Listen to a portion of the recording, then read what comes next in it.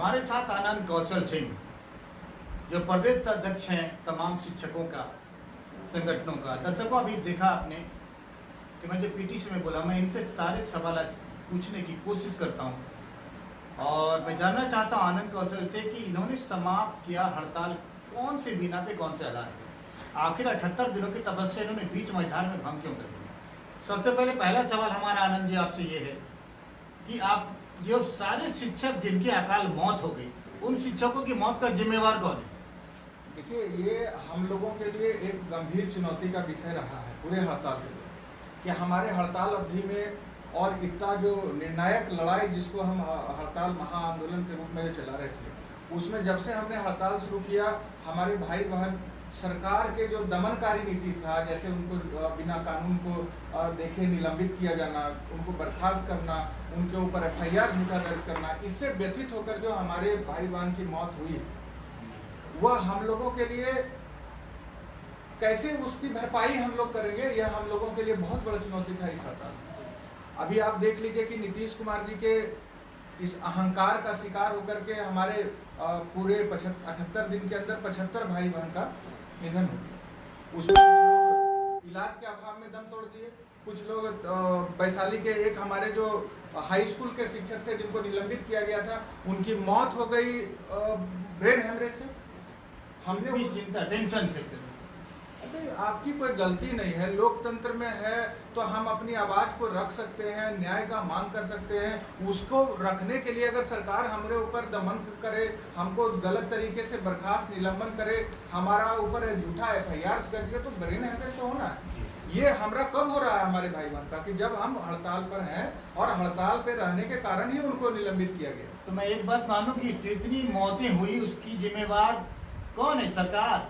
अब इसके लिए हम तो कह रहे हैं ना, हड़ताल में हम आए थे और हड़ताल में हम मर रहे हैं। किस लिए मर रहे हैं? कि हमारी बात सुन लो सरकार। लेकिन यह सरकार इतनी निर्दयी है कि हम मरते रहे और यह बैठ के पटना में मौज मनाती रही। इसका खामियाजा सरकार को भुगतना होगा। दुखद बात यह है कि जो हमारे भाई बहन मरे हड़ताल अवधि में, उनको श्रद्धांजलि देने का निर्णय था हमारा कि जब हमारा बात हो, सरकार से डायलॉग हो, जब सरकार हमको वार्ता के लिए कॉल करे, तो आज हमारे लिए सबसे व्यथित करने वाला बात यह है कि जो समन्वय समिति हम लोगों ने बनाया था, जिसको बिहार के शिक्षकों के आदेश से बनाया गया था, उसके जो नेतृत्वकर्ता थे, संयोजक, उन्होंने वार्ता करने की सूचना हमारे जैसे घटक संघ के लोगों को नहीं दी और गोपनीयता रखा वार्ता करने का, और सरकार के चंगुल में फंस करके श्रद्धांजलि तक नहीं दिया 75 शिक्षकों की मौत पर। सरकार को श्रद्धांजलि पहले देना था, तब हम आगे की बात करते सरकार से।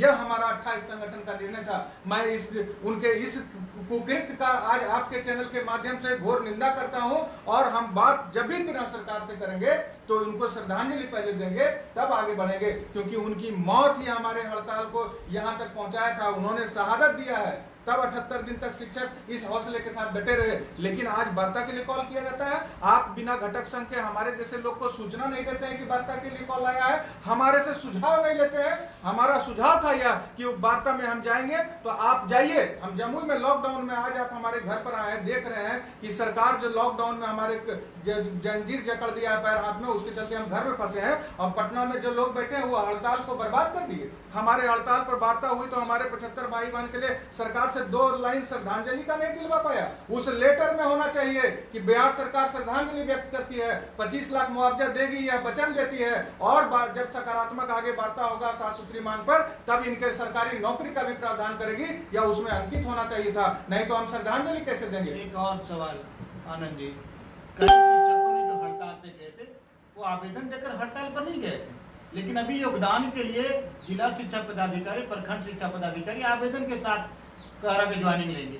ये कैसे होगा? क्योंकि कई शिक्षक अभी भी मुंगेर में हैं, कई शिक्षक फंसे हुए हैं, कई शिक्षक आउट ऑफ बिहार हैं जो लॉकडाउन, उन लोगों का योगदान कैसे होगा? विभाग इसके लिए क्या विचार करेगा, या फिर आप लोगों की क्या रणनीति है? देखिए, हम लोगों का है बहुत दुखद है स्थिति।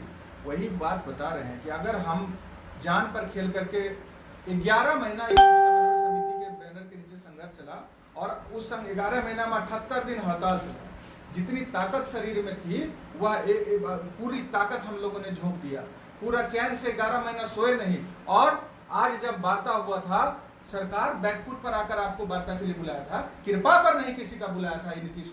नीतीश कुमार को 78 दिन झुकाने का काम किया 4 लाख शिक्षक, तो नीतीश कुमार हमारे नेता को बुलाया वार्ता करने के लिए, आप उसके चरण पर सर रख दिए।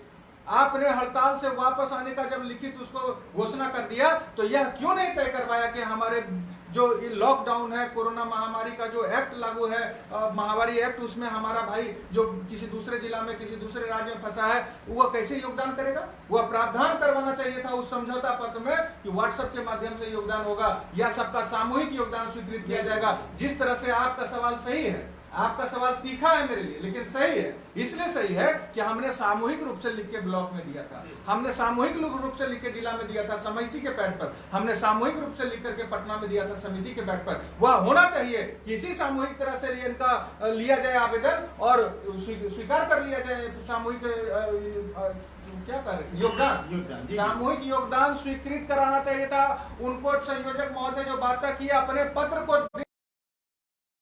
राज्य के 48 शिक्षकों का एक 48 शिक्षकों का डेटा आर.के. महाजन के पास है, तो वहां से आप समझौता कर लेते कि ये जो डेटा आपके पास है सब हड़ताल में है और इनका सामूहिक स्वीकृति आप यहां दीजिए तो बात होगी। आप हमको मौत के मुंह में धकेलने के लिए समझौता किए, मनमानी का मुंह तोड़ जवाब देंगे जी। दर्शकों, जैसा कि आप लगातार देख रहे हैं, हमारे जिलाधिकारी धर्मेंद्र कुमार बहुत ही तेज तर्रार जिलाधिकारी,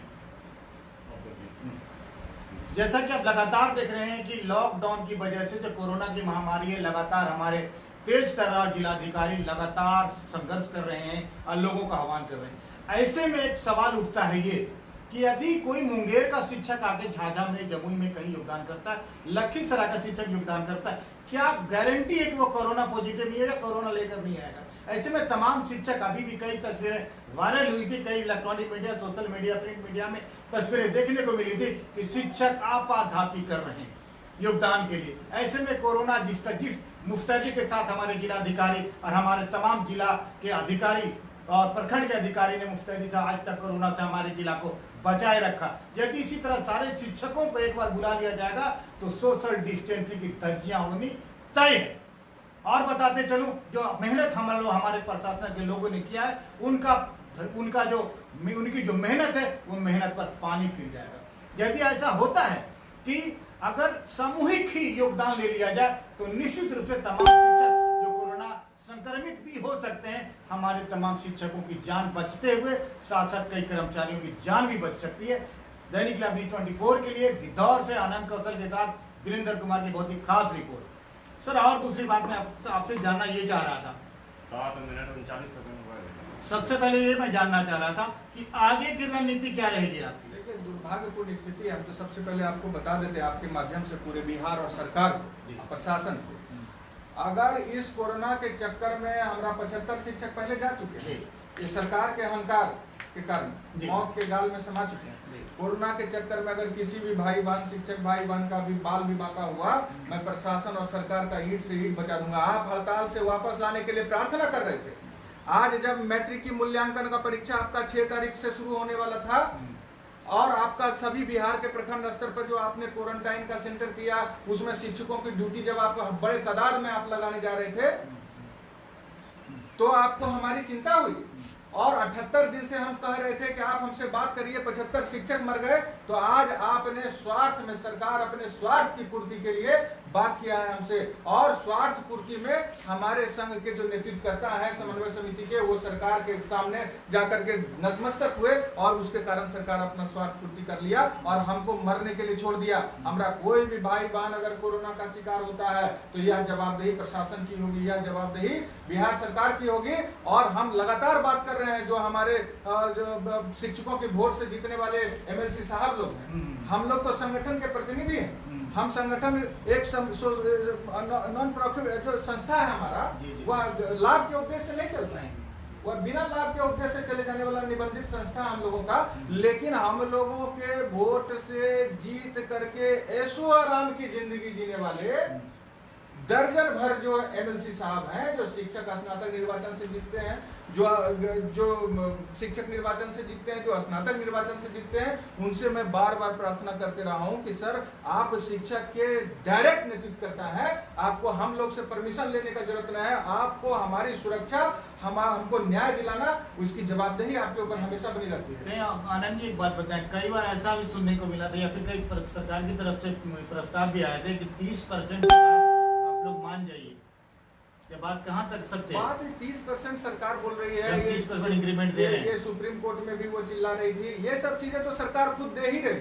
जी जी जी, अभी तो कुछ नहीं मिला अचानक। ये देखिए, सरकार तो ये सुप्रीम कोर्ट से भी बोल रही है, सरकार तो ये बोल ही रही है, इसके लिए हड़ताल करने का कोई जरूरत थोड़ा था, इसके लिए नेता का कोई जरूरत थोड़ा था, यह तो सरकार को देना था।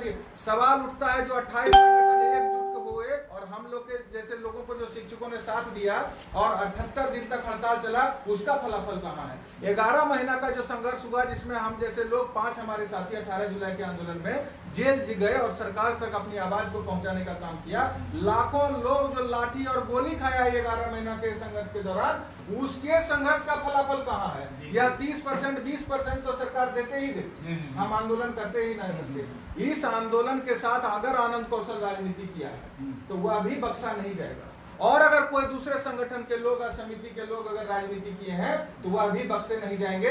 आज के बाद हम आपको बता रहे हैं, आपके साथ वार्ता के दौरान मीडिया के सामने पूरे बिहार को, सरकार को, कि अब हम किसी से याचना वाचना करने नहीं जा रहे हैं। कोई भी आदमी हो, चाहे समिति के लोग हों, मनमानी करेंगे तो मुंह तोड़ जवाब देंगे, और जो मनमानी की गई है उसके खिलाफ भी उनको जवाब देना पड़ेगा। हम अपने संघ के विपिन बिहारी भारती को कहें, प्रदेश के सचिव FIR दर्ज करने, वह कहें कोर्ट बंद है, तकनीकी दिक्कत आ रही है। ये लोग वार्ता हमको सूचना नहीं दिया, और जो मीडिया प्रभारी थे उन्होंने कहा है अपने फेसबुक लाइव का पूरा वीडियो हम निकाल लिए, जो प्रेस रिलीज दिया है सब हम निकाल लिए कि आनंद कौशल के संगठन के विपिन बिहारी भारती जो राज्य के सचिव हैं, उनको हमने सूचना, गलत सूचना बोला है, और उसके लिए वह सार्वजनिक रूप से माफी मांगे, 24 घंटा का हम समय देते हैं, और उसके बाद नहीं तो हम कह दिए सचिव। तो मैं ऐसा मान कहीं न कहीं जो संघ के लोग हैं आपके साथ विश्वासघात किया है, सीधी सी बात है, हमारे साथ हमको वेतन मान दो या फिर जो भी, सीधी बात यही है। ये नियमित शिक्षक के जैसा मैं सीधा ये जानना चाहता हूँ,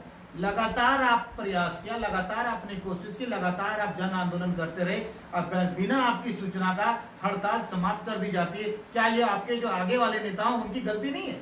देखिए, इस वैश्विक कोरोना महामारी के समय जो हमारा हड़ताल फंस गया था, ये समाप्त तो होना चाहिए था, ये हम लोगों का सभी संघ का लगभग और सभी शिक्षकों, लेकिन एक सम्मानजनक वार्ता के साथ 75 शिक्षकों को भावभीनी श्रद्धांजलि के साथ, और जो हमारा जो गैर वित्तीय मांग है, जैसे 5 सितंबर को हमारा 1 दिन का हड़ताल था, उस हड़ताल का सामंजन अभी करना था, हजारों हजार शिक्षक उस हड़ताल का, या कैसा राजनीति, 78 दिन का सामंजन हो गया, और उसमें अगर किसी एक संगठन के लोग नहीं है, पुराने संगठन, तो उसका सामंजन का उसमें एक लाइन लिखा देता तो किसका खेत बिक जाता?